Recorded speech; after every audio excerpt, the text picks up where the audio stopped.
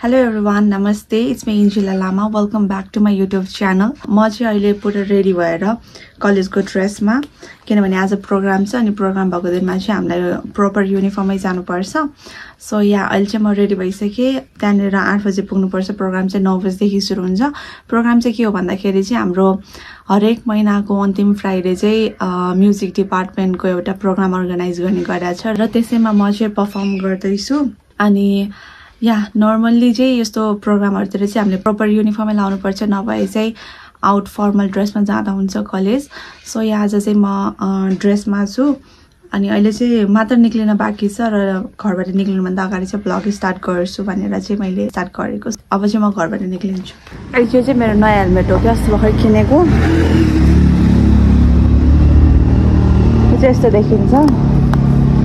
This is my new helmet. दाइले किनेर लाउनु भएको. सो यहाँबाट निक्लिन्छु. अब चाहिँ भइसक्यो है. अहिले चाहिँ म कलेज आइपुगेँ. अनि के अरे कति मलाई 20 मिनट लाग्यो यहाँ आइपुग्नलाई. ठ्याक्क 8:20 मा आइपुगेँ. 8:18 मा आइसकेको थिएँ गेटमा अनि यहाँ माथि आइपुग्दासम्म चाहिँ 8:20 भइसकेको थियो. सो 20 मिनट लाग्यो. अनि अहिले चाहिँ वासरुममा आएर साडी मिलाएको छ कि छैन भनेर चेक गरेको. अब प्रोग्राम चाहिँ 9 बजे स्टार्ट हुन्छ भन्नुभएको छ.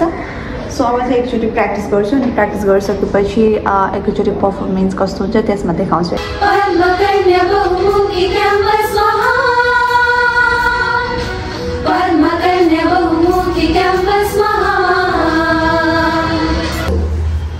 एक आँखा ठट्टैमा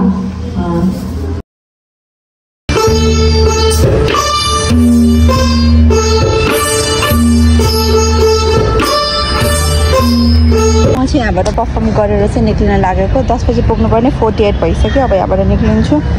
सो त्यहीँ पुगिसकेपछि आई विल रेकर्ड अगेन. अघि चाहिँ म हतार क्लासमा आएर अहिले चाहिँ क्लास भइरहेको छ.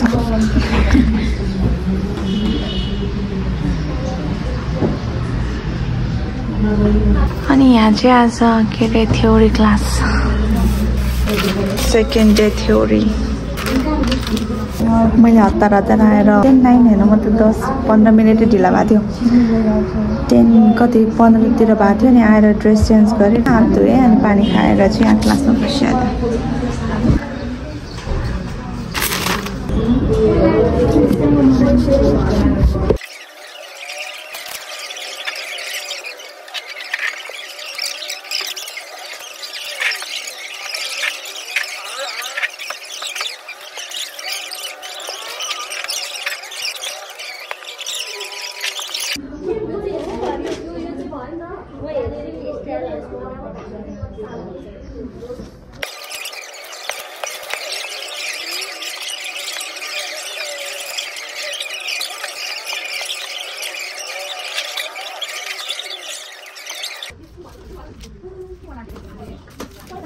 मेरो चाहिँ भर्खर क्लास सक्यो. अब चाहिँ घर जान लागेको. 3:56 भयो.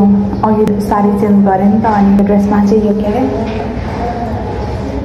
लगाएर ब्याग बोकेर घर जाँदैछु. सो इट्स सो फनी क्या. यो हुन्छ नि अनएक्सपेक्टेड आउटफिट.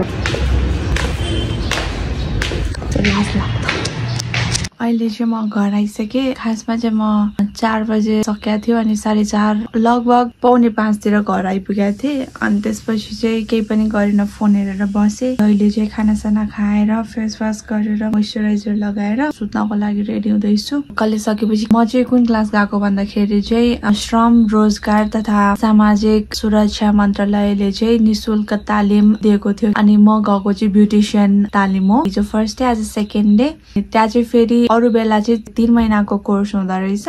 तर यो पालि चाहिँ 1 महिनामै सकाउने भनेर चाहिँ दिनमा 6 घण्टाको ट्रेनिङ हुन्छ, 10 बजेदेखि बेलुका 4 बजेसम्म. यो चाहिँ सिटिभिटीले दिएको तालिम हो. यसको मान्यता पनि छ. अनि मलाई चाहिँ कस्तो प्याक भयो क्या. म चाहिँ बिहान 6 बजेदेखि 10:30 सम्म कलेज हुन्छ होइन. म अब 10:30 बजेसम्म त कलेजमै हुन्थेँ क्या.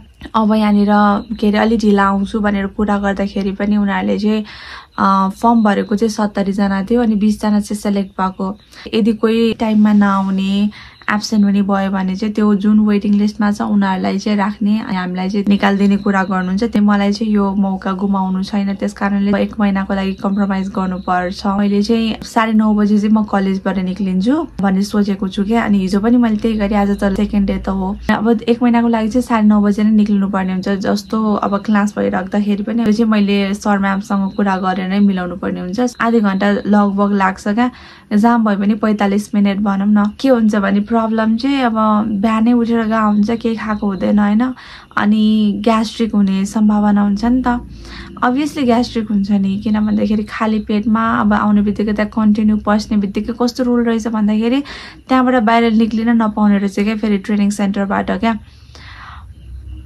अब खै किन हो थाहा भएन। अब धेरै वेटिङ लिस्टमा भएको भएर पनि होला, उनीहरूले कसैले हेल्थ चेक गऱ्यो भने चाहिँ उनीहरूले हाल्ने भनेर त्यो उद्देश्यको कारणले पनि त्यस्तो टाइट गरेको हुनसक्छ, अनि बाहिर निक्लिनु नपाउने क्या।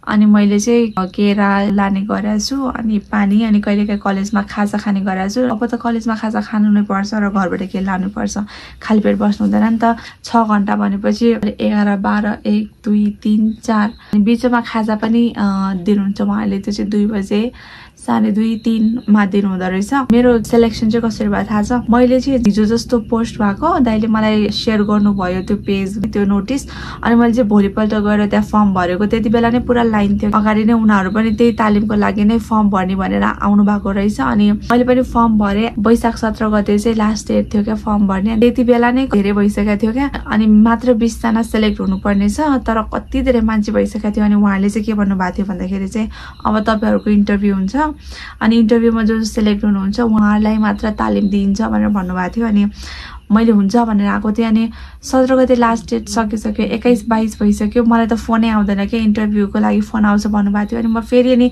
21-22 तिरै हो क्या, म गएँ त्यहाँनिर। अनि मलाई त कल आएन, के कस्तो भइरहेछ तालिमको बारेमा भनेर सोद्धाखेरि त हिजो भर्खर इन्टरभ्यू भइसक्यो, तपाईँलाई फोन आएन भन्नुहुन्छ क्या।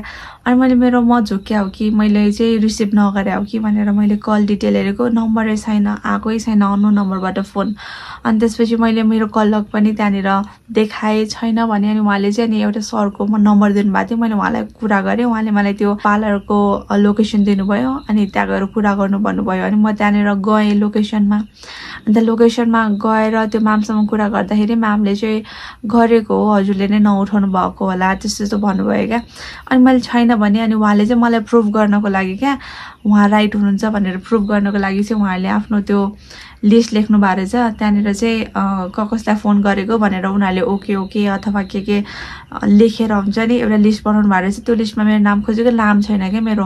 अनि उहाँहरूले चाहिँ अनि फेरि फर्म हेर्नुभयो, अनि फर्मको माथि माथि चाहिँ सेलेक्ट भएकोहरूलाई चाहिँ ओके अथवा केही लेख्नु भएको थियो पेनले, मेरो चाहिँ फर्ममा खाली छ क्या। मतलब जसरी मैले सबमिट गरेको थिएँ त्यस्तै फर्म थियो, केही लेखा पनि थिएन। अनि उहाँहरू पनि कन्फ्युज हुनुभयो क्या। अनि उहाँले एकअर्कासँग सोधपुछ के कुरा गर्नुभयो। अनि त्यसपछि चाहिँ तपाईँको फर्म लेट आयो होला र हामीले छुट्यायौँ होला, हिजो भर्खर आयो तपाईँको फर्म भन्नुभयो क्या। अनि मैले चाहिँ अनि अब त्यो त अनफेयर हो नि त, उहाँहरूको नेग्लिजेन्सको कारणले अब मेरो लस हुन्छ नि त। अनि मैले चाहिँ उहाँलाई त्यस्तो भनेको, अनि उहाँहरूले चाहिँ जहाँबाट फर्म भर्नु भएको हो त्यहीँ जानु भन्नुभयो। अनि म फेरि नगरपालिका नै गएँ क्या, किनभने निःशुल्क आएको हो नि त। अब यो तालिम चाहिँ किन यत्तिकै खेर जान दिने, म पनि एउटा केही सिक्छु भन्ने नै थियो क्या। त्यस कारणले चाहिँ मैले चाहिँ हुन्छ नि यो निःशुल्क आएको कुरा चाहिँ यत्तिकै छोड्दिनँ म भनेर म फेरि नगरपालिका गएँ। अनि त्यो म्यामलाई मैले भने कि तपाईँहरूले फर्म हिजो मात्र पठाउनु भएको रहेछ, त्यस कारणले चाहिँ मेरो नाम छुटेछ भनेको। उहाँहरूले फेरि भन्नुभयो कि होइन, हामीले त सबै एकमुष्ट पठाएको हो, त्यस्तो उहाँहरूले भन्नै मिल्दैन, कस्तो गैर जिम्मेवारी कुरा गर्नुभएको भन्नुभयो होइन। अनि उहाँले फेरि त्यो सरलाई फोन गरिदिनु भयो, मेरो अगाडि कुरा गर्नुभएको थियो क्या। अनि त्यो म्यामले चाहिँ उहाँको नामै छुट्या रहेछ, कल गर्नु भएको रहेनछ, उहाँलाई जसरी पनि राखिदिनु पर्यो त्यस्तो भन्नुभयो होइन। अनि सरले चाहिँ हुन्छ भन्नुभयो। अनि म्यामले नि अब तपाईँलाई फोन आउँछ भन्नुभयो क्या। अनि म्यामले चाहिँ के भन्नुभयो भन्दाखेरि अब मैले भनिदिएको छु मेरो तर्फबाट, अब उहाँहरूले फोन गर्नुभयो भने ठिक छ, गर्नु भएन भने पनि नेक्स्ट इयर त वर्षमा खोलिरहेको छ, नेक्स्ट इयर गर्नु न भन्नुभएको थियो। मैले हुन्छ भने त्यसको अनि भोलिपल्ट चाहिँ मलाई बेलुका पार्लरको म्यामबाट फोन आएको थियो, कङ्ग्रेचुलेसन भोलिपल्ट ट्रेनिङ हुन्छ भनेर चाहिँ म त्यसरी सेलेक्ट भएको हो क्या। 70 जना रहेछ क्या फर्म भर्ने चाहिँ। अब 70 जनामा इन्टरभ्यूमा 20 जना चाहिँ सेलेक्ट भएको क्या। मैले चाहिँ के भन्नु खोजेँ भन्दाखेरि चाहिँ अनि 20 जनामा म पनि परेँ एकजना चाहिँ, किनभने त्यो चाहिँ मेरो एक्स्ट्रा इफोर्टको कारणले होला, म यताउता धाएँ नि त। सो या आजको दिन त्यस्तै भयो एन्ड अब नर्मल्ली हिजोबाट स्टार्ट भएको छ। यो 1 महिना चाहिँ मैले टाइम जसरी पनि अब जे काम आए पनि त्यो क्यान्सल गरेर ट्रेनिङमै ध्यान दिनुपर्ने हुन्छ, किन भन्दाखेरि मैले कसरी चाहिँ आफूलाई सेलेक्ट गर्ने बाध्य गराएँ उहाँहरूलाई, मैले चाहिँ प्रुभ गर्नुपर्ने हुन्छ। कन्टेन्टहरू केही भयो भने डेफिनेटली म रेकर्ड गर्छु। आजको लागि चाहिँ यति नै हो। Hope you guys like this video. Don't forget to like, share, subscribe to my channel and see you in the next video. Bye bye.